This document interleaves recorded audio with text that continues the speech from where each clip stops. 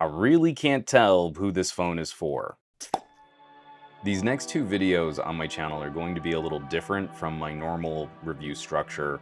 I'm trying to tackle some philosophical ideas on where I think Samsung's current business strategy is failing consumers and where I think it's succeeding. I had more plans to cover this in a variety of different ways and do gaming and benchmarking and audio, and it just doesn't make much sense for me to take that time. The systemic issues I had with the S21 aren't any better here. And the closest I can get to this being some kind of a good deal is if this is the phone you get through a carrier deal on a BOGO. Samsung makes the biggest claims about their products.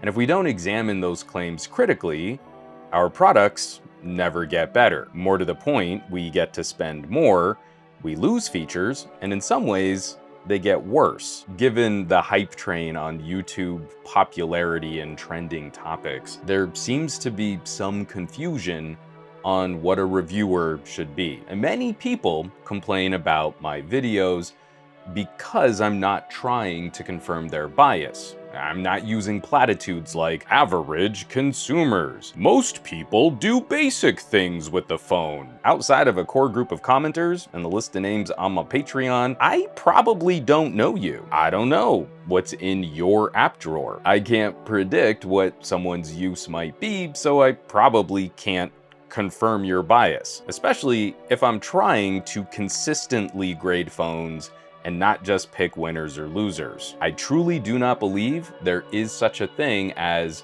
an average consumer. Everyone has unique needs for their phone at every price tier. My job is to examine the manufacturer's claims, test performance, and compare my results against competing products at competing prices. So here's what I need the Samsung Knights to hear, even though I know that's the audience least likely to really listen. You're coming to a Samsung video because you have an interest in Samsung products. You will not hear me recommend you just buy another brand, even though I truly, deeply despise Samsung as a company. If I were just some hack, I'd review a brand, I'd show how it was different, I'd read off the specs to some pretty B-roll, but then I'd tell someone to buy something more popular just to confirm a large audience bias. I can't really tell you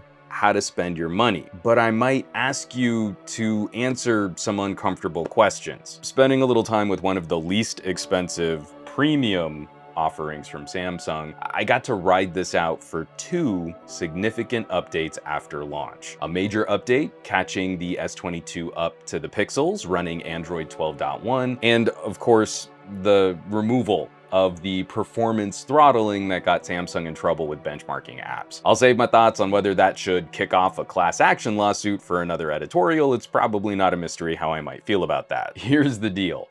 This is not a cheap phone. This is just one of the cheapest premium options in the Galaxy S lineup. It still represents a cost far too high for most consumers to walk in and buy this thing outright, especially in our current economy. I am not interested in talking about basic use here. It makes zero sense to try and predict average on a product priced so far outside the average buying price. Samsung does not advertise this as a way to cover the basics for most people. They advertise the most powerful chip they've used in a phone, and they conflate that marketing with the Note 22. And then they blur that marketing between Snapdragon and Exynos versions of their products. If you come to me and you ask me about this phone, I'm not gonna treat you like a child and say, oh, it's good for browsing some social media and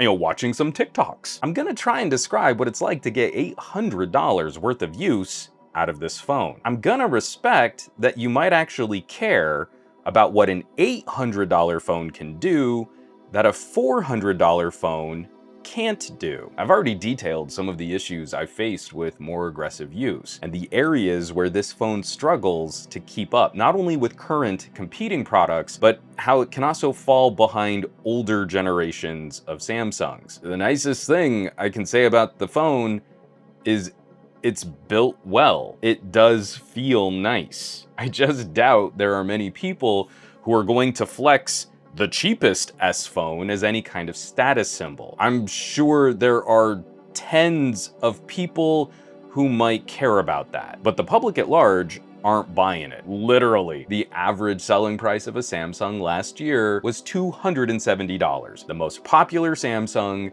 was the Galaxy A12. Samsung sold over 300 million phones last year. All of the Galaxy S models combined did not break 25 million. From the S10 to the S21, we saw all of the Galaxy S sales numbers drop by over 40%. People literally aren't buying it. So what do we have here? We have an exercise in branding and corner cutting. We get a terrific improvement in the main camera sensor, a larger sensor that is better than the S21 and S20 in really challenging low light situations. But we continue to use a less expensive flavor of display, lacking the more expensive phone's resolution and power saving features. We get a smaller battery than the previous generations of smaller S phones while getting a hotter and thirstier processor. The backplate, that's a little nicer than the plastic S21, but lifestyle features like the fingerprint sensor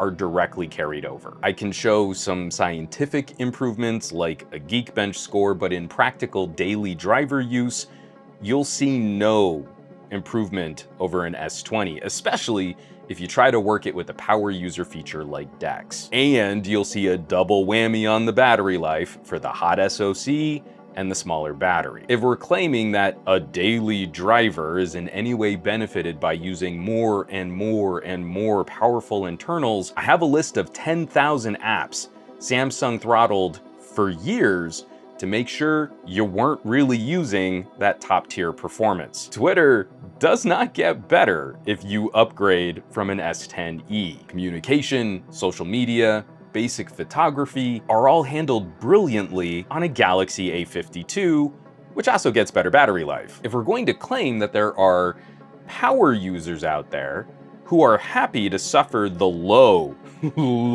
screen on time, but want high horsepower in a tiny frame, this battery and thermal design can't keep up. They're advertised the same, but you will not get Note 22 performance out of this phone. And that's the major hurdle this device just can't clear. If you're a Samsung fan, there are better ways to spend your Samsung money. If you're a power user, this phone is probably gonna let you down. If your needs are lower level, why would you spend more money on a phone that doesn't really perform better? And even if you got this on a great deal, the compromises asked might still be deal breakers even on a crazy good sale. It's kind of like eating a lousy meal, but I guess it's fine because I had a great coupon. I spent less, but I still had to eat a lousy meal. The reason why I'm getting so cranky about this is because I feel I'm largely repeating myself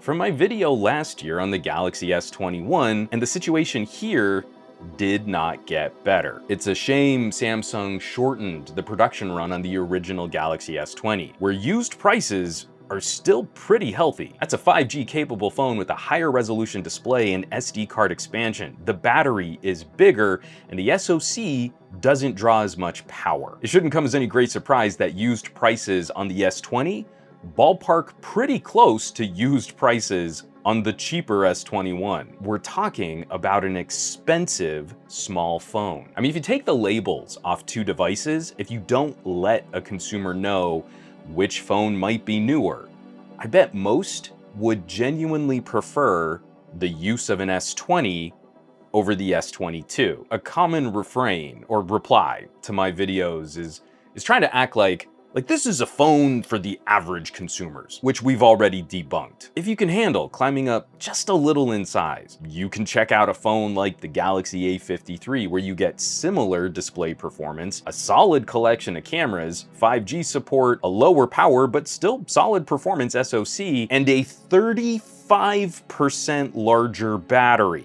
35% bigger, and it costs a lot less. I'm asking for some help here, techies. This is where we genuinely need to do a better job listening to consumers and the people around us. People actually are voting with their wallets, overwhelmingly buying devices below the Galaxy S tier. If you point blank ask a family member, do you want more compute power or a 35% bigger battery, I think we might be able to predict the answers to that question. And that's before we factor in prices. There is nothing average about spending more than $400 on any phone. But the S22 still treats users like they're kind of basic. Despite Samsung's best marketing efforts, people still bought tons of phones with headphone jacks, memory card expansion, and chargers in the box. They bought phones like that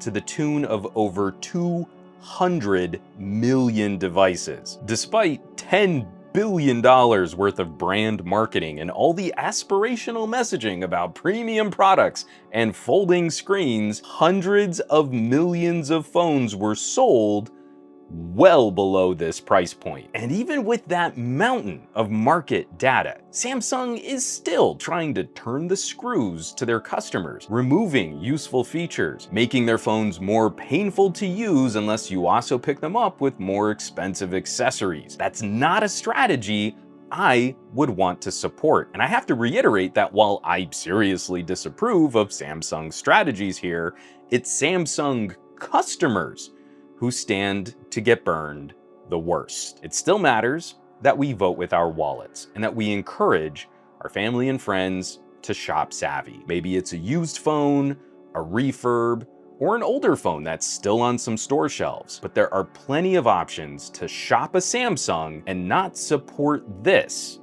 as the future of entry-level premium devices. Whew. So, that's about all I have to say on this phone. In a couple days, I'll be much more excited to talk about this phone for part 2 of my look at Samsung. So stay tuned. It's like YouTube whiplash. It's gonna be fun. Of course, I will not drop a link below for more information on this phone because I don't think you should buy it. I think you've got better options, and I think you know that. As always, thanks so much for watching, for sharing these videos, subscribing to the channel, and willing to entertain some broader, some more philosophical discussions on the hobbies that we enjoy and the tech that should contribute to our general lifestyle. All the support lately has just been fantastic. People clicking on some of the links in the description below, checking out my website, or you could consider joining the list of names scrolling by on your screen from my Patreon, patreon.com/SomeGadgetGuy. This list is a collection of the coolest tech pals in the galaxy. So I hope you'll check them out. Now, you know where you can find me around the rest of the internet at SomeGadgetGuy on the Twitters and the Twitch. Not so much on the Facebooks and the Instagrams, and I will catch you all on the next video.